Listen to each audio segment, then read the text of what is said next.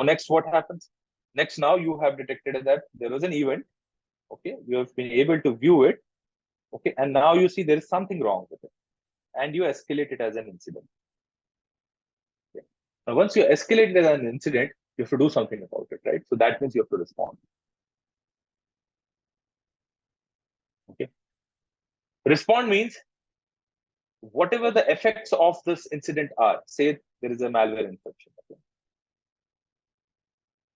So whatever the effects are, you try to stop it.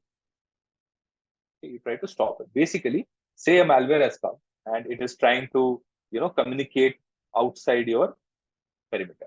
You basically try to stop it. What do? You isolate this environment, you stop its communication, and you do preliminary task which will, become the incident will go into your RPO and RTO metric. Okay, that means right now it's an incident. It should not become a disaster, right? It should not go into your RPO and RTO timelines, right? That is your aim, right? You are trying to minimize its effect. So response it to minimize the effect. Just immediately react and stop whatever is going to happen. Okay. So critical. So that is the immediate part. So you respond. Response is not mitigation. Please understand. There is a difference between response. Response is somebody is trying to hit you. You take a face back. Your response is to not get hurt, okay, from that action, and then you do a counter attack. Okay, so response is basically preventing yourself from having any damage. Okay, but once you have done detection, you have responded and contained the initial. Basically you're trying to contain the situation, right? The next step would be to mitigate. Now, mitigation is where you are putting in concerted effort to stop anything.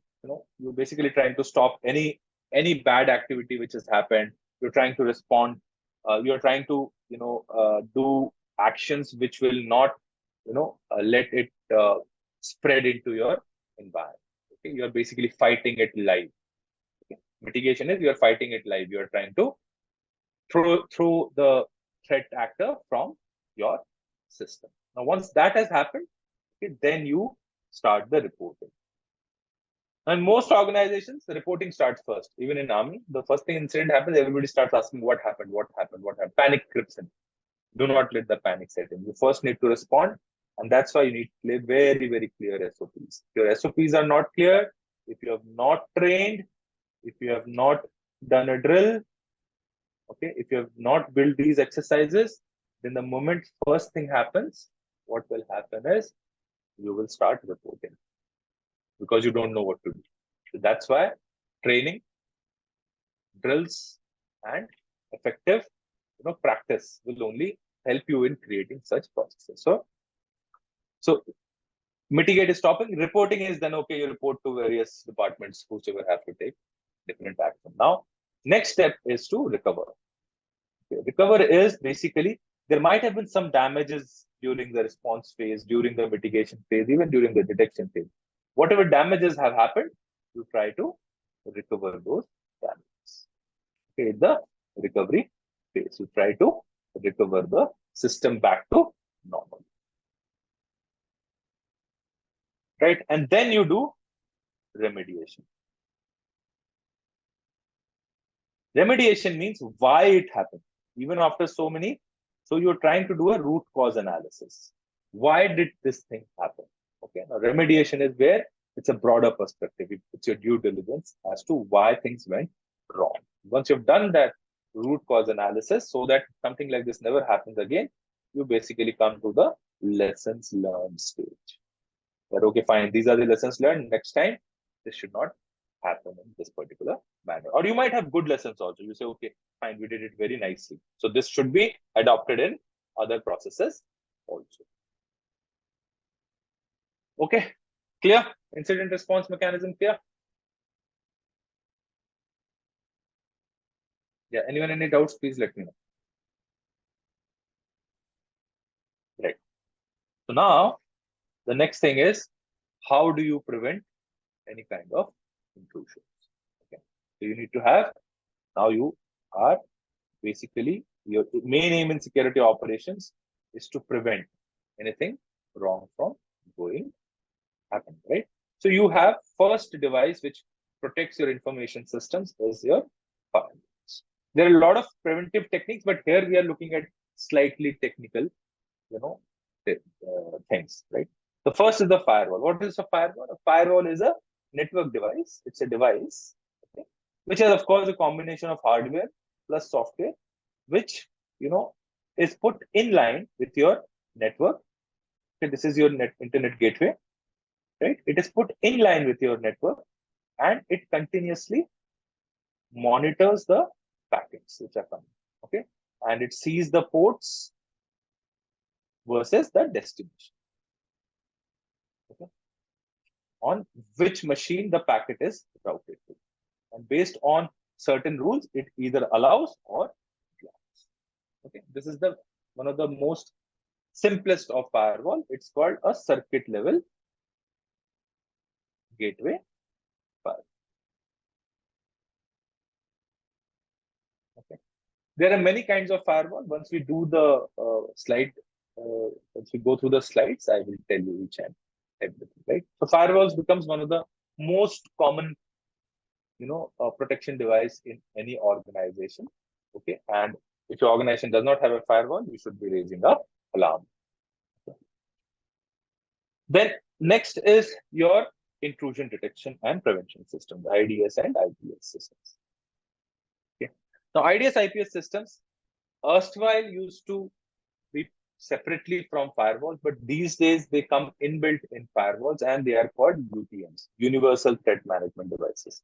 So what happens is erstwhile, once you had your network, okay, there would be a firewall and there will be a network tag. From here, the intrusion detection system will continuously monitor. The file will go for firewall, and then you will have another IPS, because firewall had limited capability or circuit level capability, but advanced capabilities was built into IPS and IPS. Okay, and then you had your network switch, right? So firewalls were stopping the only the network level attacks, but any kind of application level attacks or denial of service attacks, firewall could not help it at application level. So IPS and IDS were employed, where IDS would continuously monitor the traffic out of band. You see, it is out of band. It is not inline. Okay. The only thing inline was the IPS, and IPS didn't do anything. The moment IPS used to detect, it will send a signal. IDS used to detect, it will send a signal to IPS to block the incoming bad packet. Okay. So this is how IDS IPS used to work. Now, IDS and IPS were two types: host-based and network-based.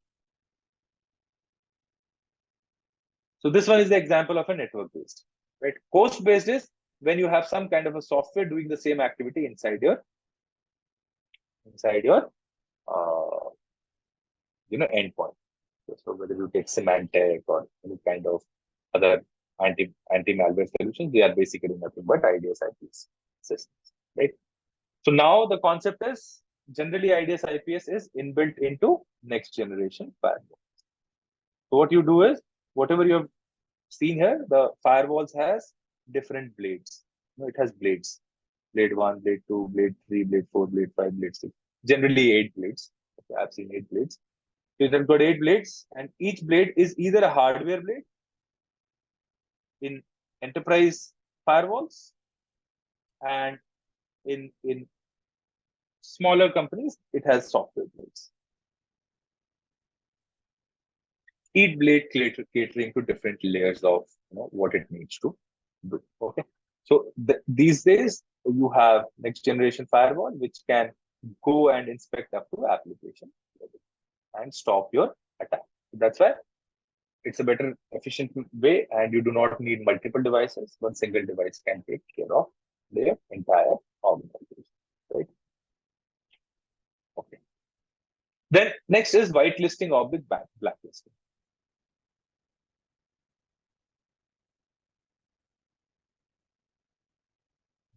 You have to allow specific applications in your organization. You cannot allow, anybody thought, okay, let's today, have any desk on my laptop. Okay, let's communicate using any desk. Let's have this, let's have that. You need to have controls so that you only allow what is applicable in your organization. Else, what will happen? Anybody will install any application. So you have to have very strict controls over applications which are allowed inside your organization, and that's very, very important. And similarly, you also need to blacklist known and unknown bad softwares, okay, which are known to be very, very vulnerable, and people use that. Example is AnyView, AnyDesk, all these applications Chinese made are known to have built-in bots to read your information. So that's why you need to be very, very clear about what kind of application should be allowed or not allowed. Then organizations, there will be times when you are not capable of handling your own security. Right? It is very, very common. So then you get a third-party service.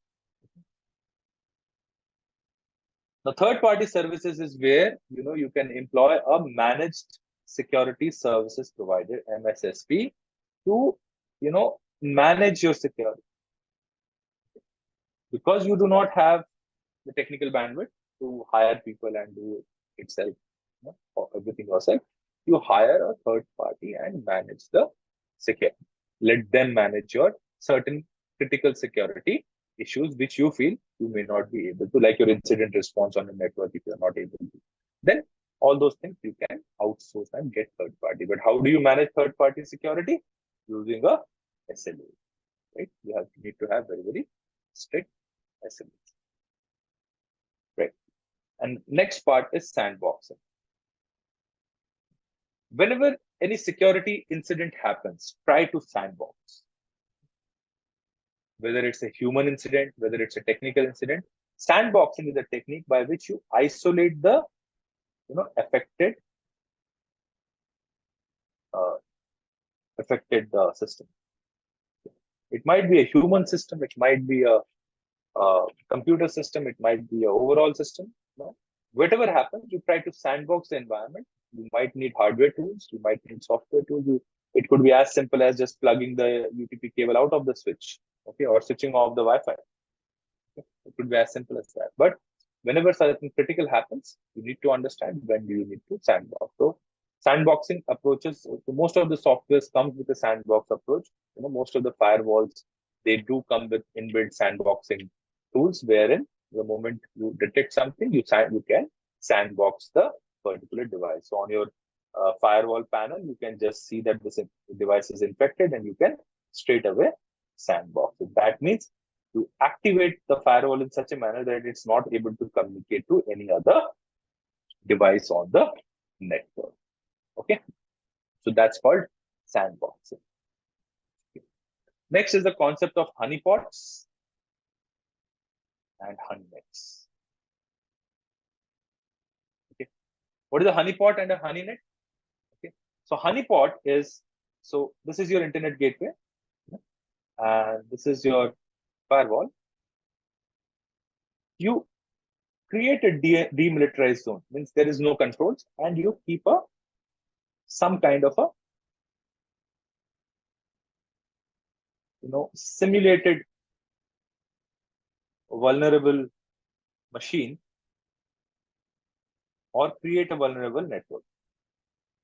Why? So that if some bad actors come in, okay, they will get automatically lured towards your honeypot.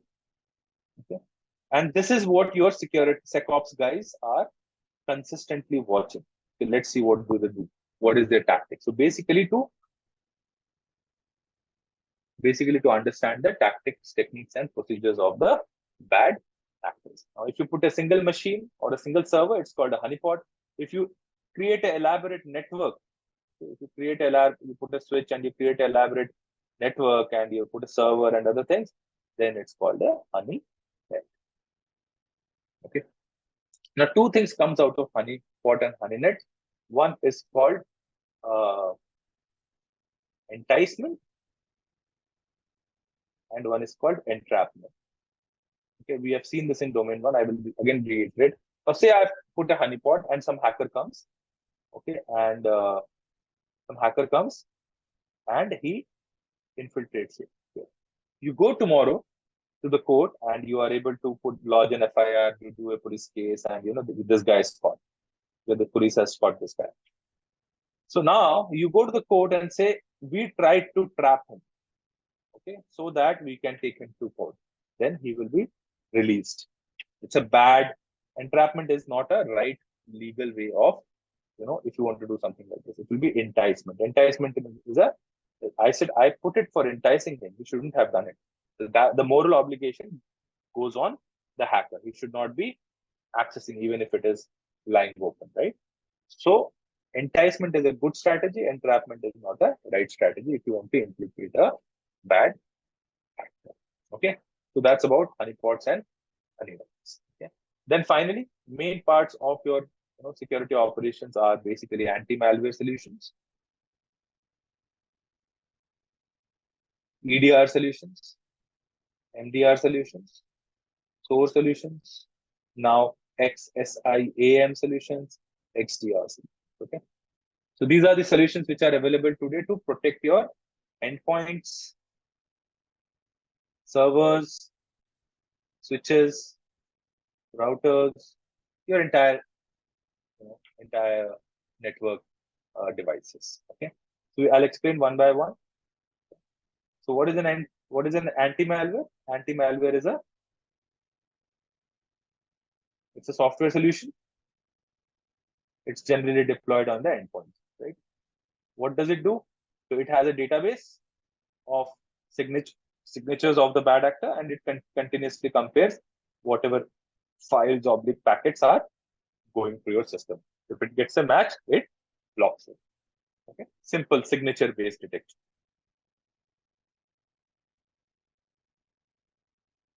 Right?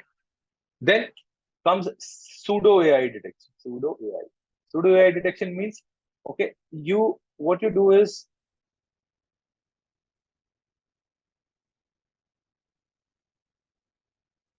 okay, I have a system. It's consistently learning the normality of the system. Okay, traffic is passing. Okay, I'm consistently seeing what is normal and what is abnormal. Okay, and I create a baseline of normal activity. I create a baseline of normal. I say this is my baseline of normal activity. Okay, if something goes wrong, if things remain under this, then it's a normal activity. But the moment things go above it, then this is a abnormal activity. Okay. These are the pseudo AI systems or behavior analytics.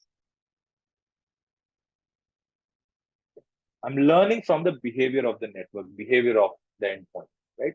Such systems are called behavior-based systems. Okay, clear? Such questions will come.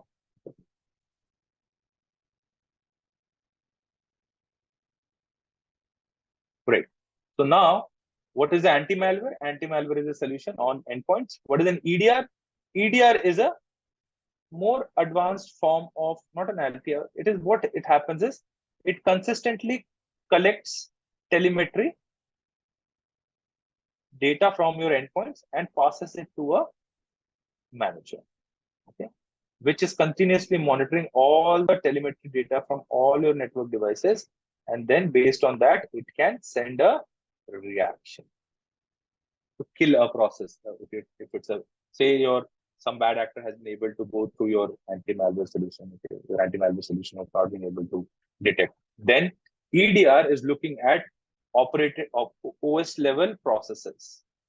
Okay, it is looking at sys logs. It is looking at your security logs. So it is collecting a lot of data, telemetry data, and the moment it finds something going wrong, it can kill that particular process. Okay, that's an EDR, endpoint detection and response. EDR is endpoint detection and response. Then you have the MDR. MDR is managed detection and response. Managed detection and response is nothing. An EDR solution managed by someone else. Okay, you are not capable of doing it yourself. You let a third party manage your EDR. Becomes a MDR. Then you have a SOAR solution. SOAR solution is security, orchestration, and response. So what SOAR solutions do is you have your router, your firewalls, your switches, your endpoints, your applications, you have multiple dependencies. It collects information from all your devices, okay, everywhere. It is collecting the multiple, okay, and doing a correlation, okay, and then able to do a automated response. Based on, you can do a response on your router also, multi-level response. You can do it on firewall also, you can do it on the switch also, you can do it on the endpoint also. So, but it requires a lot of tuning. That is called a SOAR solution. Okay. Similarly, you have something called an XDR solution. Okay. Extended detection and response. Extended detection and response. What does it do? So your endpoints, they collect a lot of telemetry data from your network. Okay, they collect a lot of data from your network. And this network, it passes that data to the XDR solution. Okay.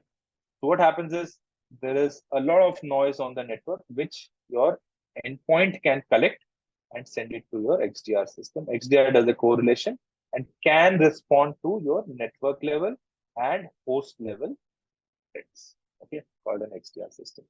Based on XDR, more new systems, these are all vendor-driven concepts. XSIAM, okay, they're talking about it. Though not discussed in ISC2, you can do a little research and find out what extended security incident, for A, something is there, management. Okay. So you are doing extended detection and response over your complete network. That's called XSIAM. Right. So I have almost done a lot of things which are there. Okay. Next thing you should know about is machine learning and AI tools. So now with AI tools coming in, generative tools coming in, machine learning systems, can assist you in your cybersecurity efforts. So machine learning systems work on very simple fundamentals. So you have a model, okay? You feed it some data, okay, and you make it learn. Once it learns, then it is ready for responding to certain data which is near this. It's learned it, and now when you give it an input, it can give you a output. Such kind of models are called machine learning models. There are two kinds of learning. One is called supervised learning, okay, wherein you tell the model that what the data is all about. You basically create tags on the data and you tell the model that what to learn, how to learn. And the second is unsupervised learning, wherein the model is capable of learning directly from the data. You do not have to tell the model what to learn. Okay. So this is the basics which you should know about machine learning and AI in for CISSP. Okay.